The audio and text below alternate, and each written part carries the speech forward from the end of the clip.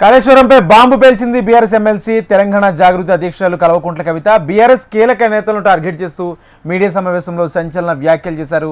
ఆ ముగ్గురు నేతలే కేసీఆర్పై కుట్రలకు పాల్పడుతున్నారంటూ ఆరోపించారు. కాళేశ్వరం ప్రాజెక్టులో హరీష్ రావు, సంతోష్ ది కీలక పాత్రను వెల్లడించారు. వీళ్ళిద్దరి వెనక సీఎం రేవంత్ రెడ్డి ఉన్నారని, వారిని కాపాడుతున్నారని తెలుపుతున్నారు. అవినీతి అనకొండల మధ్య కేసీఆర్ బలిపశు అవుతున్నారని తీవ్ర వ్యాఖ్యలు చేశారు.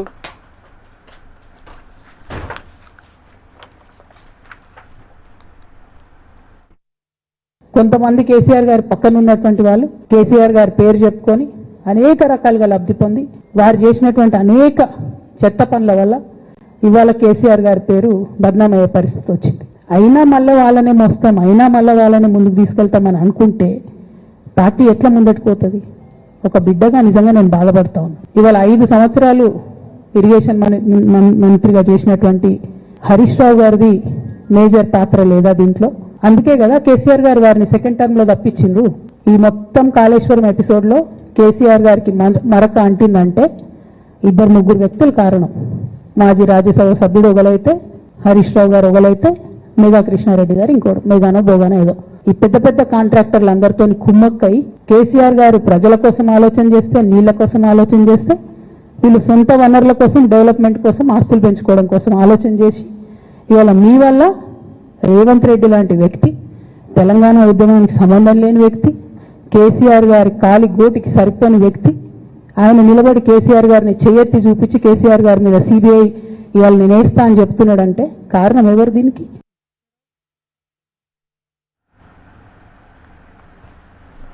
సోషల్ మీడియాలో తనపై తప్పుడు ప్రచారాలు చేస్తున్నారని కవిత ఆరోపించారు. కాళేశ్వరం ప్రాజెక్టులో అవకతవకలకు బాధ్యుని చేస్తూ రేవంత్ ప్రభుత్వం తన తండ్రిపై సిబిఐ విచారణ వేసిందన్నారు.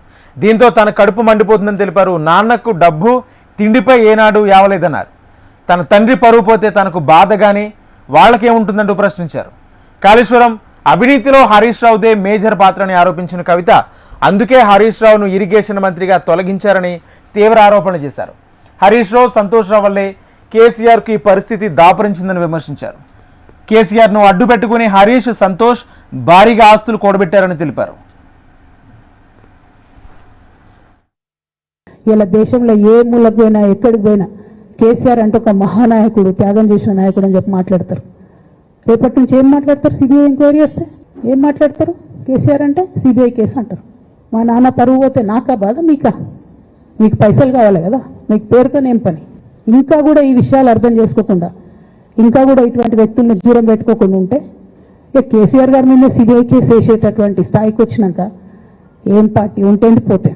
బీఆర్ఎస్ పార్టీ నాయకులు నన్ను తిట్టుకున్నా సరే, లోకల్ బాడీ ఎన్నికలలో నాకు నష్టం జరుగుతుంది అనుకున్నా సరే, మా నాన్న మీద సిబిఐ ఎంక్వైరీ పడ్డాక ఏముంది, తొక్కల ఎలక్షన్ ఒకటి గెలుస్తారు, ఒకటి ఓడిపోతారు. అసలు ఓడిపోయే పరిస్థితి ఎట్లా వచ్చింది? ఇటువంటి దుర్మార్గుల వల్ల కాదా వచ్చింది? ఆలోచన చేసుకోవాలి కదా. ఓ అంటే నా దగ్గర పైసలు ఉన్నాయి, టీవీలు ఉన్నాయి, సోషల్ మీడియాలు ఉన్నాయి, ఏటు వరపట్టి మాట్లాడతామంటే తోలు తీస్తాం చెప్తున్నా నేను. గీత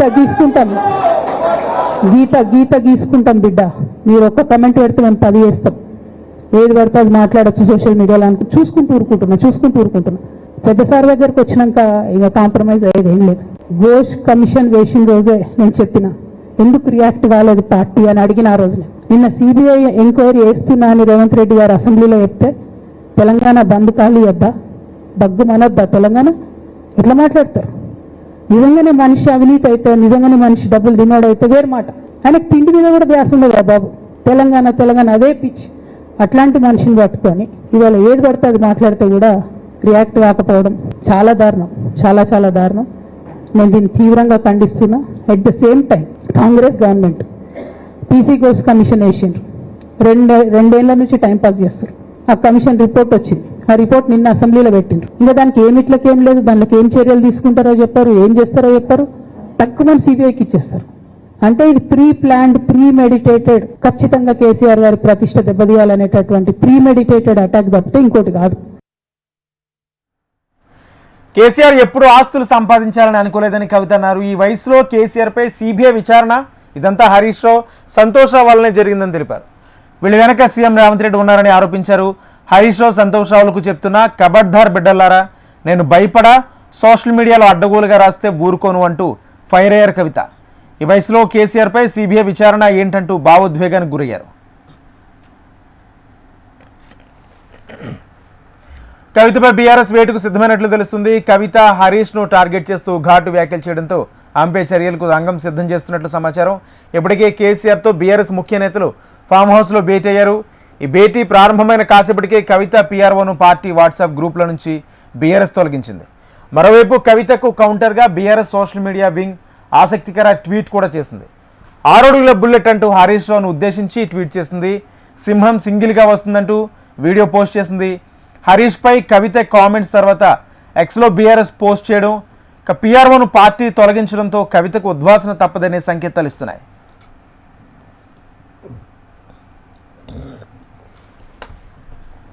తెలంగాణ సంస్కృతిని ప్రతిబింబించే విధంగా బతుకమ్మ సంబరాలను ఘనంగా నిర్వహిస్తామని మంత్రి జూపల్లి కృష్ణారావు తెలిపారు. విజయదశమి సందర్భంగా 9 రోజుల పాటు వైభవోపేతంగా బతుకమ్మ కార్నివాల్ నిర్వహిస్తామన్నారు.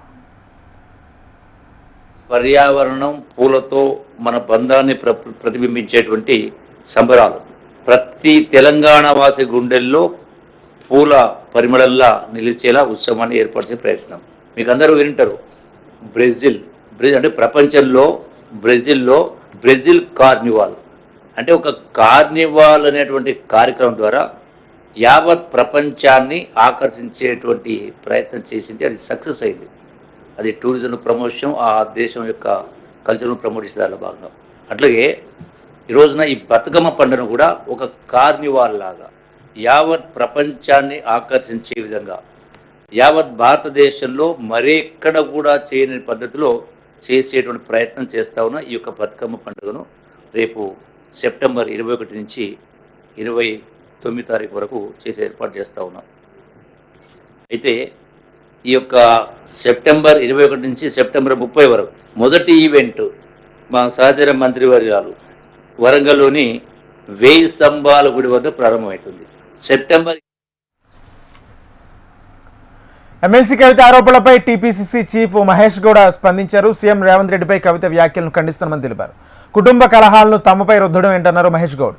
కేసీఆర్ కుటుంబంలో 3 ముక్కలాట ఫైనల్కు చేరిందన్నారు. కేసీఆర్ కుటుంబ కలహాలతో కాంగ్రెస్కు ఎలాంటి సంబంధం లేదని స్పష్టం చేశారు. కవిత వ్యాఖ్యలతో కాళేశ్వరంలో అవినీతి జరిగిందనేది తేలిపోయిందన్నారు టీపీసీసీ చీఫ్. అవినీతిలో కేసీఆర్ వాటా ఎంత, హరీష్ వాటా ఎంత తేలాల్సి ఉందని తెలిపారు. సిబిఐ విచారణ అనగానే ఎందుకు జంకుతున్నారని, తప్పు చేయకపోతే బీఆర్ఎస్ నేతలు విచారణ ఎదుర్కోవాలని అన్నారు మహేష్ గౌడ్. ముందు కేటీఆర్, తర్వాత కవిత అమెరికా వెళ్లి అవగాహన కుదుర్చుకుని అంతర్గత కలహాలతో హరీష్ను టార్గెట్ చేస్తున్నారన్నారు.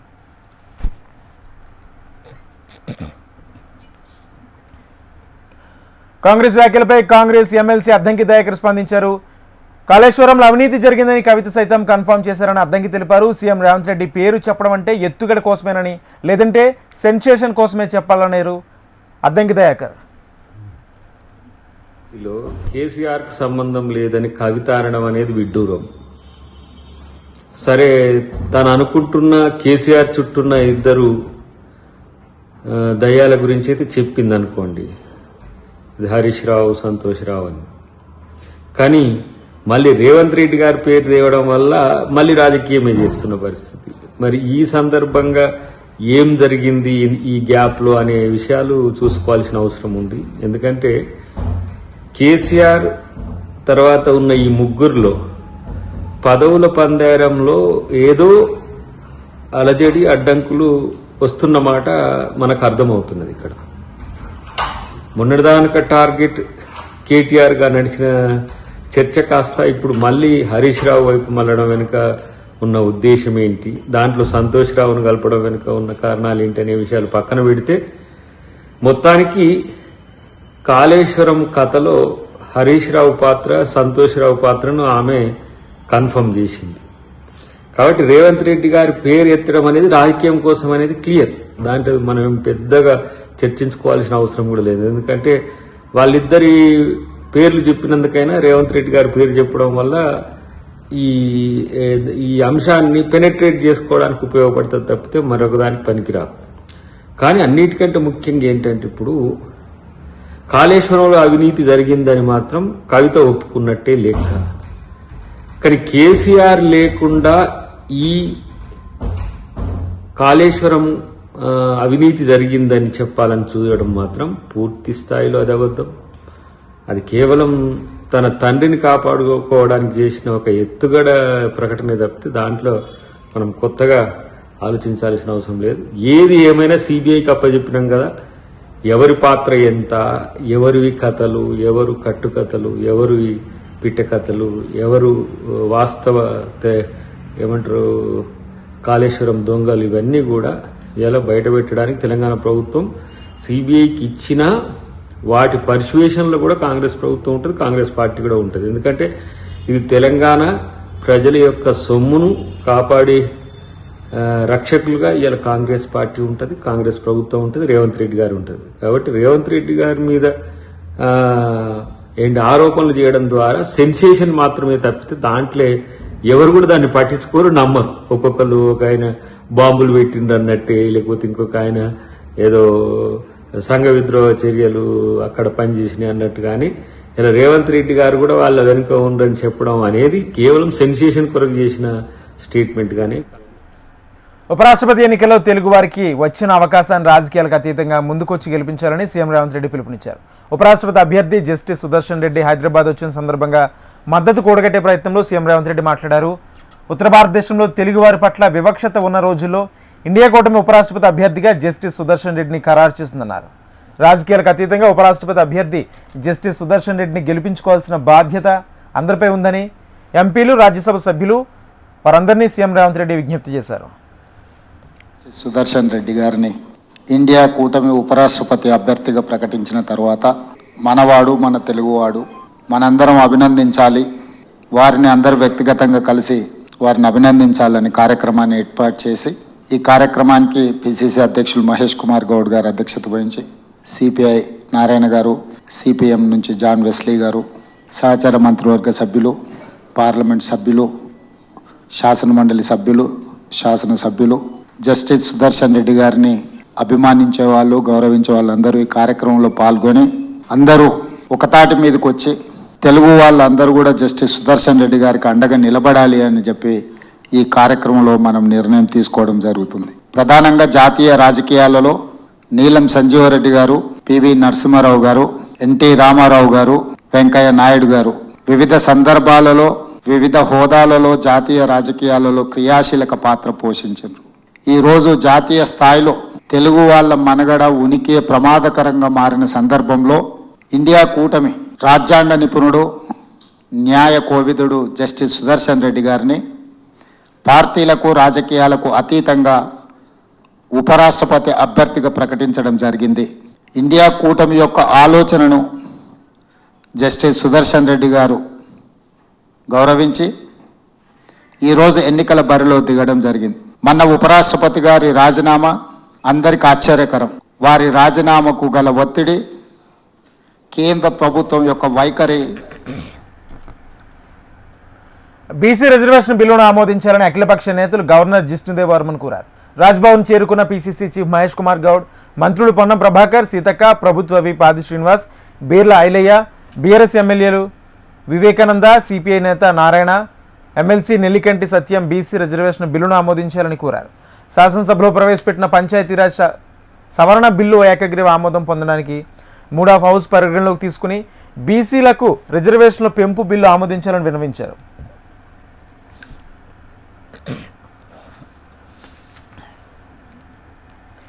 బీజేపీపై బీఆర్ఎస్ నిరాధార ఆరోపణలు చేస్తుందని టీబీజేపీ రాష్ట్ర అధ్యక్షుడు రామచంద్రరావు అన్నారు. కాళేశ్వరంలో జరిగిన అవినీతి అక్రమాలను సీబీఐ బయట పెడుతుందని తెలిపారు.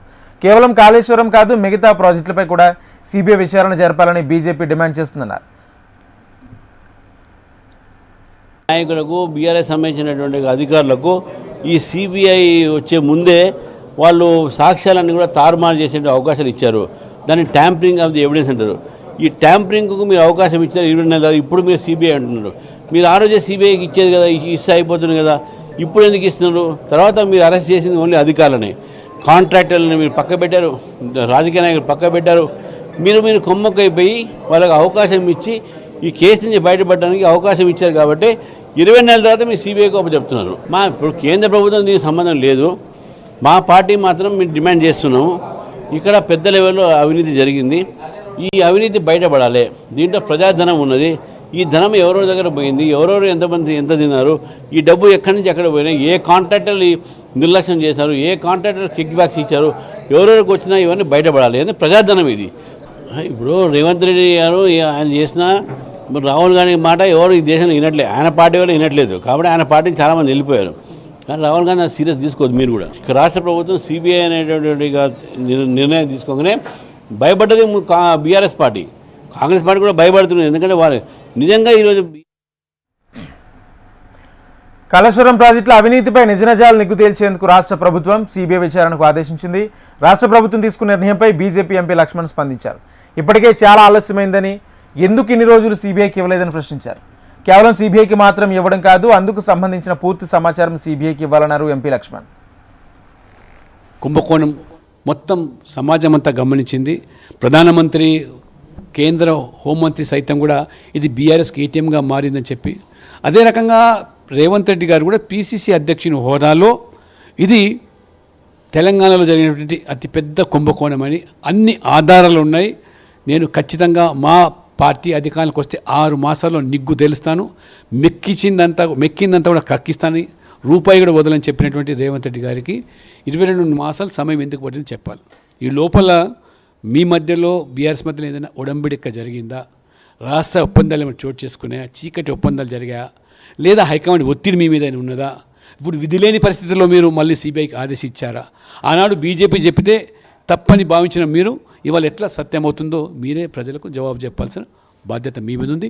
మీ దగ్గర ఉన్న ఆధారాలు, ఆ రోజు పిసిసి అధ్యక్షునిగా మీకు ఆధారాలు ఉన్నాయని చెప్పిన మీరు, ఇవాళ ప్రభుత్వం మీది, ముఖ్యమంత్రి మీరు, అన్ని వ్యవస్థలు సంస్థలు మీ చేతుల్లో, అన్ని ఆధారాలు కూడా సిబిఐ ముందు బట్టబయలు చేసి శిక్ష పడే విధంగా చేయకపోతే ప్రజాకోర్టులో తప్పకుండా బీఆర్ఎస్కి వేసిన శిక్షనే రేవంత్ రెడ్డి గారికి కాంగ్రెస్ కూడా వేస్తుందని చెప్పి కూడా మేము హెచ్చరిస్తాం. ఇవాళ బీఆర్ఎస్ ఏదైతే జోపిడీ చేసిందో, అవినీతికి పాల్పడ్డదో, ఇవాళ దిక్కుతోచని పరిస్థితిలో ఉన్నారు.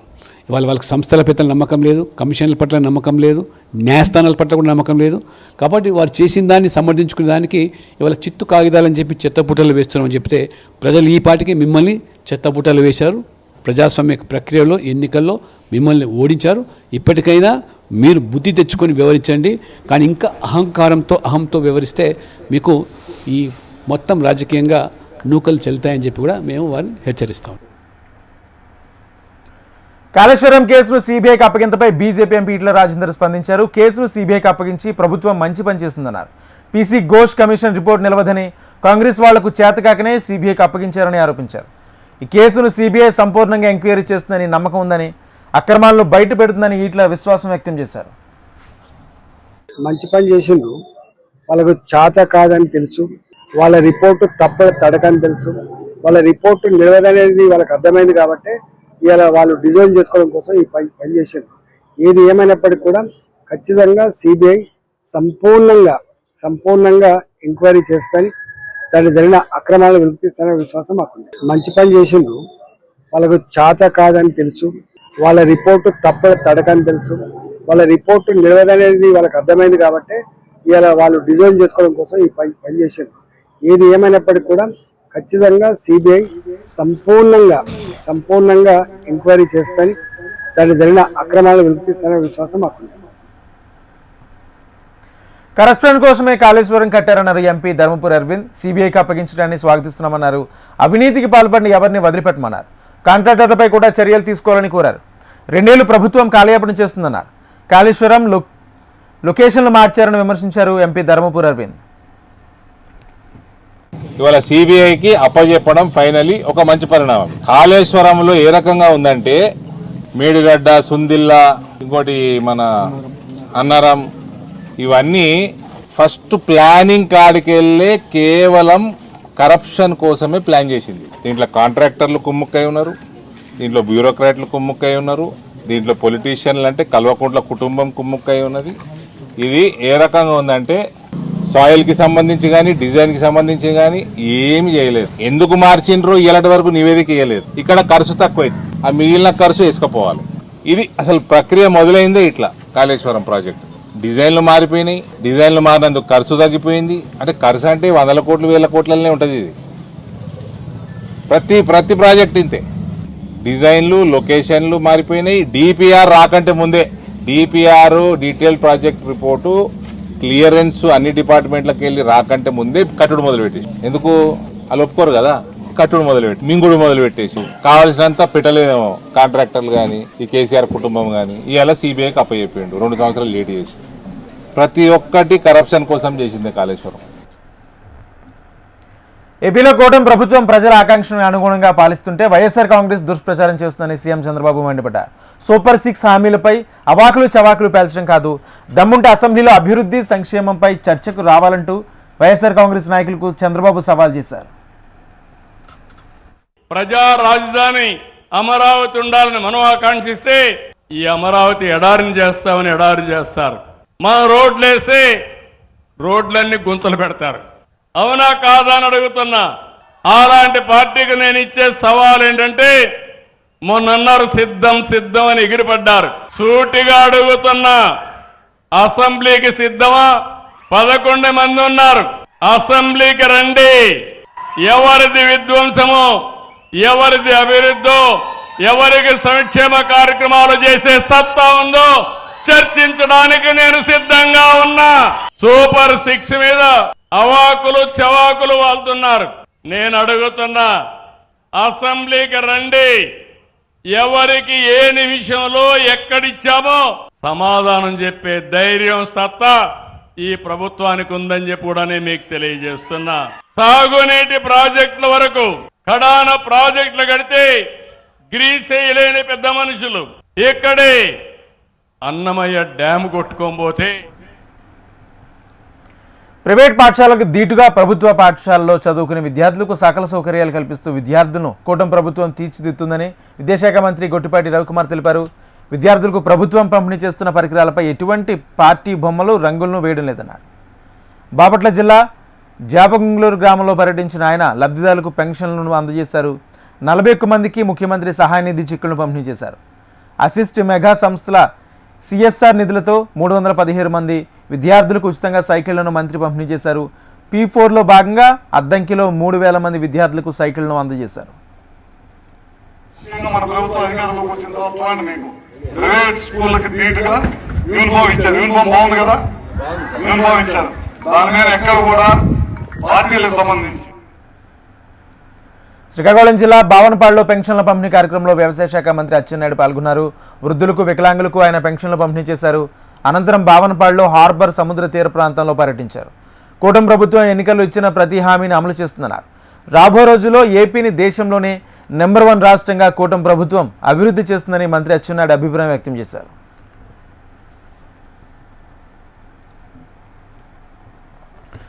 విజయనగరం జిల్లా కృష్ణాపురంలో పెన్షన్ల పంపిణీ కార్యక్రమాన్ని నిర్వహించారు. ఈ కార్యక్రమంలో మంత్రి కొండపల్లి శ్రీనివాస్ పాల్గొన్నారు. గ్రామంలో ప్రతి ఇంటికి వెళ్లి వికలాంగులకు వృద్ధులకు పెన్షన్ను పంపిణీ చేశారు. రాష్ట్ర వ్యాప్తంగా దివ్యాంగులు పెన్షన్లు తొలగించినట్లు వైసీపీ తప్పుడు ప్రచారం చేస్తుందన్నారు.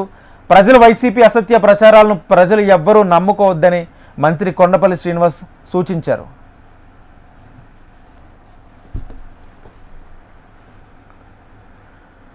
సత్యసాయి జిల్లా పెద్దరెడ్డిపల్లిలో గణేష్ నిమజ్జనంలో ట్రాక్టర్ దూసుకువెళ్లి ఒకరు మృతి చెందగా మరో 9 మంది గాయపడిన ఘటనపై మంత్రి సవిత దిగ్భ్రాంతి వ్యక్తం చేశారు. హిందూపురం ప్రభుత్వ ఆసుపత్రిలో చికిత్స పొందుతున్న బాధితులను పరామర్శించి ధైర్యంగా ఉండాలని భరోసానిచ్చారు. తమ పార్టీ కార్యకర్తలను కోల్పోవడం బాధాకరమన్నారు. మృతుడి కుటుంబానికి 5 లక్షల రూపాయల ఆర్థిక సహాయం చేస్తామన్నారు మంత్రి. వినాయక శోభయాత్రలో ఇలాంటి ఘటనలు చోటు చేసుకోకుండా ప్రజలు అప్రమత్తంగా ఉండాలని సూచించారు.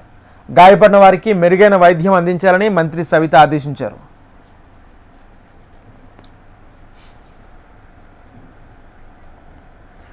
విజయనగరం జిల్లా గజపతి నగరంలో మంత్రి కొండపల్లి శ్రీనివాస్ పర్యటించారు.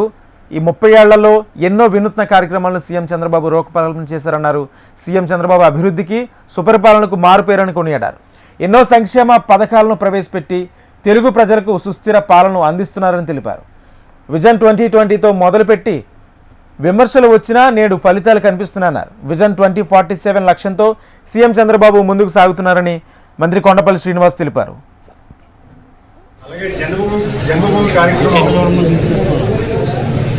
దేశంలో ఎక్కడా లేని విధంగా మన ప్రాంతాన్ని మనం అభివృద్ధి చేసుకోవాలనే ఒక ఆలోచనతో ప్రతి ఒక్కరిని. స్వర్ణముఖి నది పరిరక్షణకు కొత్త జీవో తీసుకొస్తున్నట్లు తుడా చైర్మన్ దివాకర్ రెడ్డి తెలిపారు. వైసీపీ హయాంలో స్వర్ణముఖి నది వెంట భారీగా ఆక్రమణలు జరిగాయని ఆరోపించారు. నదికి ఇరువైపులా భూములు కొట్టేశారని విమర్శించారు. తప్పుడు పత్రాలతో దోచుకున్నారని మండిపడ్డారు.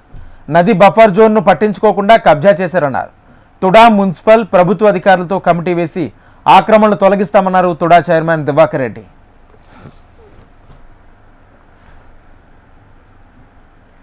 భారత ప్రధాని మోడీ, చైనా అధ్యక్షుడు షీ జిన్పింగ్ల మధ్య జరిగిన సమావేశం ఇరు దేశాల సంబంధాలను మెరుగుపరిచే దిశగా నడిచింది. 5 ఏళ్లుగా కొనసాగుతున్న ఉద్రిక్తతలు ముగింపు పలికి సంబంధాలను బలపరచాలని ఇరు దేశాల నిర్ణయించుకున్నాయి. అమెరికా అధ్యక్షుడు డొనాల్డ్ ట్రంప్ విధించిన వాణిజ్య సుంకాలు కూడా ఈ రెండు దేశాలను దగ్గర చేశాయి. 7 ఏళ్ల తర్వాత ప్రధాని మోడీ చైనాలో పర్యటించడం ఈ సమావేశానికి మరింత ప్రాధాన్యత సంతరించుకుంది. ఎస్సీఓ శిఖరాగ్ర సమావేశం సందర్భంగా జరిగిన ఈ భేటీలో పరస్పర నమ్మకం, గౌరవం, సున్నితత్వంతో సంబంధాలను ముందుకు తీసుకెళ్లాలని మోడీ వెల్లడించారు. చైనా అధ్యక్షుడు జిన్పింగ్ కూడా భారత్తో సంబంధాల ప్రాముఖ్యతను తెలియజేశారు. భారత్, చైనాలు స్నేహితులుగా, మంచి పొరుగు దేశాలుగా ఉండడం చాలా ముఖ్యమని అన్నారు. డ్రాగన్ ఏనుగు కలిసి నడవడం చాలా ముఖ్యమని తెలిపారు. ఈ సంవత్సరం ఇరు దేశాల మధ్య దౌత్య సంబంధాలు ప్రారంభమై 75 ఏళ్లు పూర్తవుతున్నాయని, ఇరు దేశాలు వ్యూహాత్మకంగా దీర్ఘకాలిక దృష్టితో సంబంధాలను కొనసాగించాలని పిలుపునిచ్చారు. గాల్వన్ లోయ్ ఘర్షణల తర్వాత దిగజారిన సంబంధాలను సరిదిద్దే దిశగా ఈ సమావేశం ఒక కొత్త అధ్యాయాన్ని ప్రారంభించిందని విశ్లేషకులు భావిస్తున్నారు. షాంఘై సహకార సదస్సులో పహల్గామ్ ఉగ్రదాడిని ఖండించే విషయంలో భారత్ తన పంతం నెగ్గించుకుంది. ఉగ్రవాదం అంశంలో భారత్ రాజీ లేని వైఖరి ఎట్టకేలకు ఎస్సీఓను ఏకతాటిపైకి తెచ్చి పహల్గామ్ ఉగ్రదాడిని ఖండించేలా తీర్మానం చేయించింది. భారత్కి ఇదో పెద్ద దౌత్య విజయంగా నిలిచింది. గతంలో నిర్వహించిన ఎస్సీఓ సమావేశంలో పహల్గామ్ సంఘటనను చర్చించడానికి చైనా నిరాకరించినా కానీ నాటి భారత రక్షణ మంత్రి రాజ్నాథ్ సింగ్ ప్రతిస్పందన చాలా ఘాటుగా బదిలిచ్చారు. ఇక ఎస్సీఓ శిఖరాగ్ర సదస్సు నాటికి అమెరికా అధ్యక్షుడు ట్రంప్ దుందుడుకు చర్యలకు పాల్పడ్డాడు. ఈ క్రమంలో ఎస్సీఓ శిఖరాగ్ర సమస్యకు మోదీ హాజరయ్యారు. ఉగ్రవాదంపై భారత్ రాజీ లేని వైఖరికి మద్దతుగా ఎస్సీఓ పహల్గామ్ దాడిని ఖండిస్తూ తీర్మానం చేసింది. పాక్ సమక్షంలోనే ఇది జరగడం భారత్కు దౌత్య విజయంగా నిలిచింది. టియాజిన్లో జరిగిన ఎస్సీఓ శిఖరాగ్ర సమావేశంలో పుతిన్తో అద్భుతమైన సమావేశం జరిగిందని ప్రధాని మోడీ తెలిపారు. ఇరు దేశాల ద్వైపాక్షిక సహకారానికి మరింత పెంచుకునేందుకు చర్చించమన్నారు. ఎప్పుడు కష్టకాలం వచ్చినా భారత్, రష్యా ఒకరినొకరు వెన్నుదన్నుగా కలిసి ఉండాలన్నారు. రష్యా ఉక్రెయిన్ యుద్ధం కొనసాగించాలని మానవాళి కోరుకుంటుందన్నారు. ఇరు దేశాల మధ్య వ్యూహాత్మక భాగస్వామ్యం ప్రాంతీయ, ప్రపంచ స్థిరత్వానికి కీలకమైనదిగా నిలుస్తుందన్నారు. ఇటీవల రష్యా, ఉక్రెయిన్ మధ్య జరిగిన శాంతి చర్చను స్వాగతిస్తున్నామని ప్రధాని మోడీ తెలిపారు. बहुत खुशी हो रही है और मैं हमेशा अनुभव करता हूं कि आपको मिलना मतलब एक यादगार मीटिंग भी होती है, बहुत सी चीजों की जानकारियों का आदान प्रदान करने का अवसर. ఓట్ల చోరీ విషయంలో ఇటీవల అణుబాంబు పేల్చామని, త్వరలోనే మరింత శక్తివంతమైన హైడ్రోజన్ బాంబు పేలుస్తామని కాంగ్రెస్ అగ్రనేత రాహుల్ గాంధీ అన్నారు. దీని తర్వాత ప్రధాని మోడీ గడ్డు పరిస్థితులు ఎదుర్కొంటారని అభిప్రాయం వ్యక్తం చేశారు. పాట్నాలో ఓటర్ అధికార యాత్ర ముగింపు కార్యక్రమంలో రాహుల్ గాంధీ సంచలన వ్యాఖ్యలు చేశారు. రాజ్యాంగాన్ని బీజేపీ దెబ్బతీసేందుకు ప్రయత్నిస్తుందని, ఆ ప్రయత్నాలను అడ్డుకునేందుకు యాత్ర నిర్వహించామని తెలిపారు. దీనికి ప్రజల నుంచి అద్భుతమైన స్పందన వస్తుందన్నారు. మహారాష్ట్ర, కర్ణాటకలో ఓట్ల చోరీ జరిగిందని గతంలో ఆధారాలతో సహా చూపించామన్నారు. ఓట్ చోరీ అంటే హక్కుల చోరీ, ప్రజాస్వామ్యం చోరీ, ఉపాధి చోరీ అన్నట్లుగా చూడాలన్నారు. ఈ వ్యవహారంపై త్వరలోనే హైడ్రోజన్ బాంబు పేలుస్తామంటూ కాంగ్రెస్ అగ్రనేత రాహుల్ గాంధీ తెలిపారు. जनता, बिहार के युवा, बिहार के महिलाओं से मैं धन्यवाद करना चाहता हूं. ये क्रांतिकारी प्रदेश है. इसने पूरे देश को मैसेज दिया कि वोट चोरी नहीं होने देंगे. और ये जो आपने बिहार में किया है, हमारी जो मदद की, ये पूरे देश में फैल गई है, कोने कोने में फैल गई है. आने वाले समय में मैं आपको गारंटी करके दे रहा हूं, हाइड्रोजन बॉम्ब के बाद नरेंद्र मोदी जी अपना चेहरा इस देश को नहीं दिखा पाएंगे. इवी bulletin updates keep watching HM TV.